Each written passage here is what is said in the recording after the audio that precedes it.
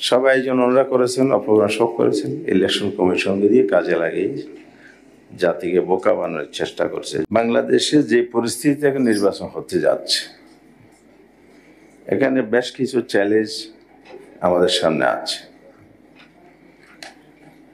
Number one হচ্ছে, পরিস্থিতিটা itself একটি বড় ধরনের চ্যালেঞ্জ সামগ্রিকতা বিবেচনায় আনলে।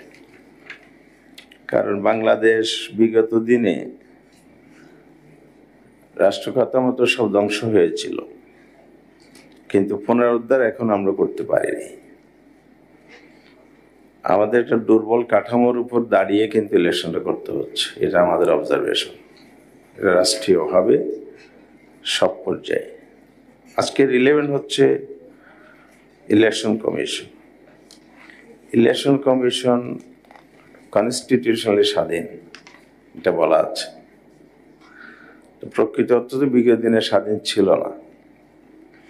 সবসময় গভর্নমেন্ট, বিশেষ করে পলিটিক্যাল গভর্নমেন্টের অধীনে নির্বাচন হয়েছে। কমিশনের কাঁধে বন্দুক রেখে শিকার হয়েছে। সবাই যেন ওনারা করেছেন, অপরাধ সব করেছেন, ইলেকশন কমিশনকে দিয়ে কাজে লাগিয়ে জাতিকে বোকা বানানোর চেষ্টা করছে। যাই দায়ভার ইলেকশন কমিশন করে এসেছে, যার পরিণতি প্রিভিয়াস ইলেকশন কমিশনের যারা দায়িত্ব পালন করেছেন বিগত 3টি নির্বাচনে, তাদেরকে ভুগতে হচ্ছে। আমরা এটার পুনরাবৃত্তি চাই না। স্বাধীন হতে হলে তো অবশ্যই সাহসী হওয়া দরকার। আমরা আশাবাদী আপনারা সাহসী, এবং সেখানে শুধু সাহস দেখালে হবে না, স্বচ্ছতা, নিরপেক্ষতা, ন্যায্যতা এগুলো এনশিওর করতে হবে।